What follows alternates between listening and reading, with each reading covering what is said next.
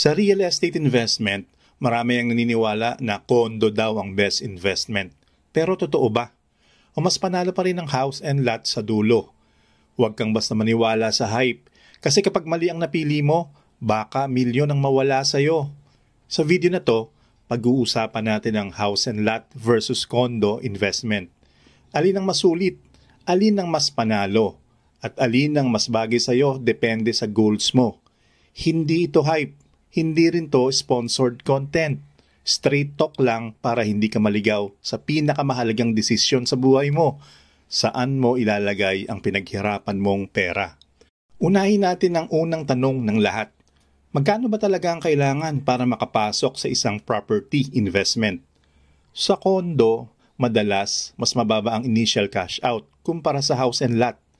May mga pre-selling projects na sobrang gaan ng terms. Pwedeng hulugan ng maliit na monthly amortization. Minsan, halos kasing presyo lang ng monthly rent. May mga developer din na nag-aalok ng promo tulad ng zero down payment o spot cash discount. Para sa mga young professionals na kasisimula pa lang sa karir o mga OFWs na gusto nang magkaroon ng unang investment sa Pilipinas, madaling pasukin ng condo dahil mababa ang entry point. Mas mabilis din ang approval dahil mas mababa ang presyo kumpara sa house and lot. Pero pagdating sa house and lot, ibang usapan. Kadalasan, mas malaki ang kailangan mong ilabas na pera upfront. Mas mataas ang down payment requirement at syempre, mas mahal din ang monthly amortization.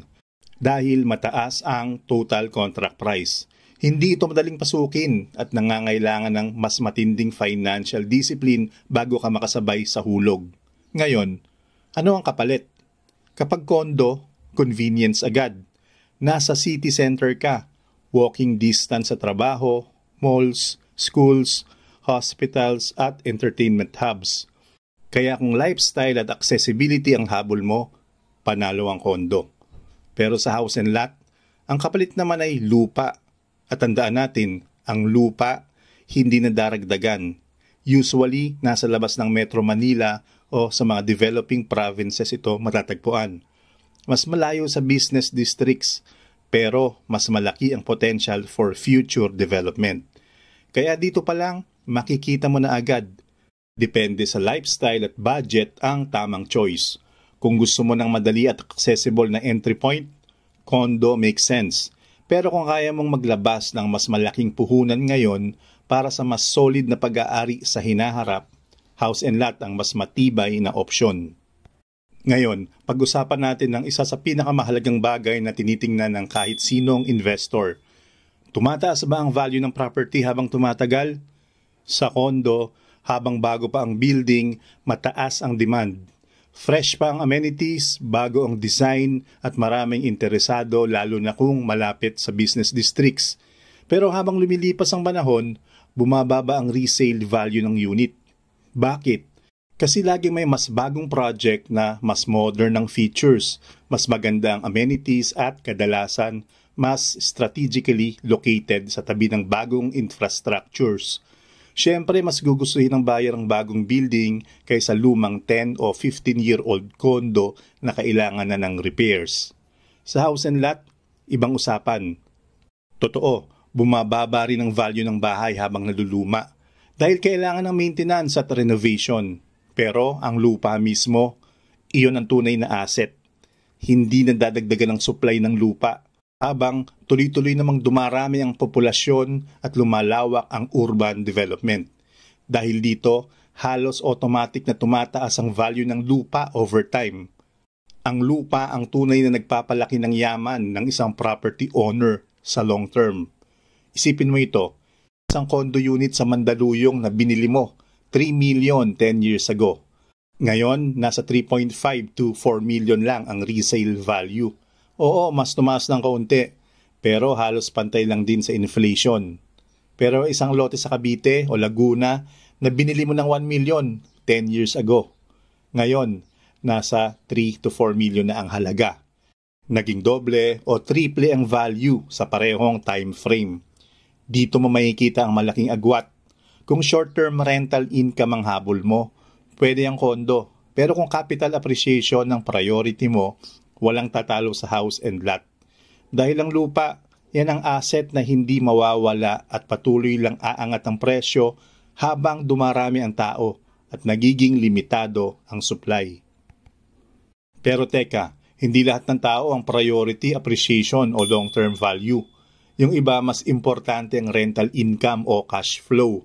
Yung tipong may pumapasok na pera buwan-buwan na pwedeng pantusto sa gastos o idagdag sa savings.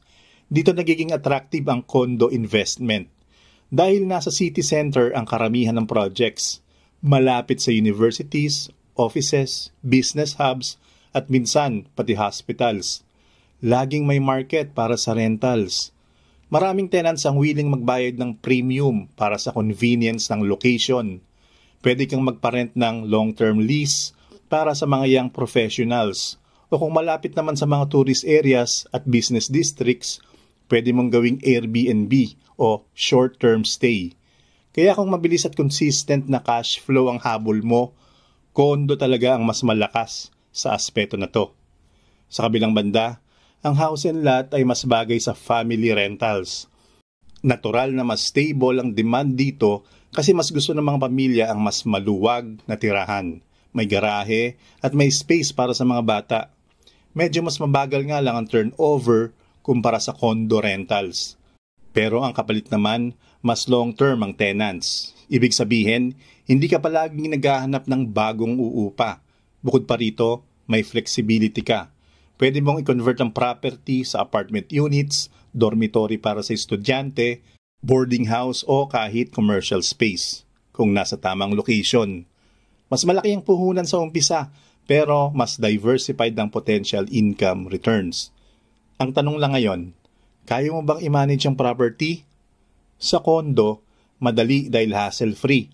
May property management at admin na nag-aasikaso ng security, amenities at maintenance. Di mo na kailangan mag-abala sa maliliit na problema. Pero sa house and lot, ikaw mismo magdidesisyon at sasagot sa lahat ng maintenance, plumbing, repairs, security at iba pa. Malaki nga ang kita o potential pero malaki rin ang effort na kakailanganin mo. Dito madalas maraming nalulugi at nadidismaya kasi hindi nila agad naiisip ang mga hidden cost na kasama sa pagbili ng property. Akala nila ang gastos lang ay ang monthly amortization at utilities. Pero sa totoo lang, malaking factor din ang maintenance. Sa condo, hindi lang amortization at kuryente ang iisipin mo. Meron kang association dues na buwan-buwan mong babayaran. Kahit hindi yung pag ginagamit ng unit. May dagdag ding babayaran kung kailangan mo ng parking space. Hindi lahat ng condo automatic may kasama nito. May mga renovation limits din. Hindi ka basta-basta makakapagpalit ng layout o design dahil may restrictions ang building management. At habang tumatanda ang building, madalas tumataas ang association dues para sa repairs, facility upkeep at major renovations tulad ng elevators, lobby at amenities. Minsan pa nga may mandatory upgrades na sinisingil sa lahat ng unit owners. Sa house and lot naman, ikaw ang may full control sa property. Pero syempre, ikaw din ang sasagot sa lahat ng mga responsibilidad. Kapag sira ang bubong, ikaw ang gagasto sa roof repair. Kapag barado ang linya ng tubig, ikaw ang tatawag at magbabayad ng plumber. May repainting, may pest control, may security concerns lalo na kung malaki ang lote. Pwedeng lumaki ang gastos lalo na kung maluwag o malawak ang property. Pero at least, hawak mo kung saan napupunta ang pera. Ikaw ang nagdidesisyon kung titipirin ba o pagagandahin ang maintenance. Kaya sa huli, balik tayo sa tanong, convenience versus independence. Alin ba ang mas gusto mo? Gusto mo bang may admin na bahala sa lahat pero may dagdag na bayarin buwan-buwan? O mas pipiliin mong ikaw ang may control at ikaw ang magdidikta ng maintenance kahit nangangailangan ng mas maraming effort at oras? Ang susunod na factor ay hindi na lang tungkol sa pera, kundi tungkol sa lifestyle at flexibility ng property na pipiliin mo. Kung ikaw ay isang young professional na nakatira at nagtatrabaho sa syudad, o kaya naman isang OFW na umuuwi lang paminsan-minsan at hindi pa permanenteng naninirahan sa Pilipinas, mas practical talaga ang kondo. Bakit? Dahil itong tinatawag na lock and live lifestyle. Ibig sabihin, kahit wala ka ron ng ilang buwan, ligtas pa rin ang unit mo dahil may security guards, CCTV at property management na nagbabantay. Hindi mo na rin kailangang problemahin ang gate, garden o bubong. Bukod pa dito, dahil nasa city center ka, mas malapit ka sa trabaho, negosyo, malls, at lahat ng mga pangunahing establishments. Ang convenience na ito ay malaking bagay lalo na kung laging hectic ang schedule mo. Pero kung ikaw naman ay family-oriented o talagang plano mo nang tumanda at manirahan sa Pilipinas, mas bagay sa iyo ang house and lot. May sapat na space para sa mga bata, para sa mga alagang hayop, at para makapagpatayo ng small business tulad ng sari-sari store, mini apartment, o kahit karinderya sa loob ng property. May mas sense of permanence at mas ramdam mo na sariling lugar mo talaga ang bahay at lupa. Sa madaling salita, flexibility ang susi dito. Sa kondo, ang makukuha mo ay convenience. Lahat ng kailangan mo, nandyan na. Pero limitado ang pwede mong gawin sa property. Sa house and lot naman, hawak mo ang control. Mas maraming options, mas maraming pwedeng i-develop. Pero kasama rin ang mas malawak na responsibilidad. Pero ang lahat ng investment, kailangan may exit plan. Sa kondo, mabilis i-rent, pero mahirap i-resell. Lalo na kung luma na. Buyers usually ayaw na ng 15 to 20 years old building kasi marami ng issues. Sa house and lot, madali i-resell, lalo na kung nasa prime area. Lupa kasi ang hinahabol, hindi lang yung structure. Kaya sa resale value at liquidity, in the long term, mas lamang talaga ang house and lot. Kung titingnan natin lahat, condo equals mas mura ang entry, mas malakas ang rental demand, mas convenient sa city living. House and lot equals mas malaki ang puhunan pero mas panalo sa appreciation at resale value. Walang one size fits all. Kung short-term at rental income at accessibility ang habol mo, condo ang sagot. Pero kung long-term appreciation at legacy para sa pamilya ang target mo, mas sulit ang house and lot. Ang tunay na tanong, ano ba ang mas align sa financial goals mo? Cash flow ngayon o yaman sa hinaharap? Ngayon, gusto ko marinig ang sagot mo. Halimbawa kung may 5 million ka ngayon, saan mo ilalagay? Sa house and lot o sa condo? Comment mo sa baba at sabihin kung bakit. Kung gusto mo pa matuto ng mga ganitong investment comparisons, huwag kalimutang i-like, share, i-subscribe dito sa The Brown Investor. Dahil dito, tutulungan kitang gawing mas matalino at mas siguradong panalo ang bawat desisyon mo sa pera.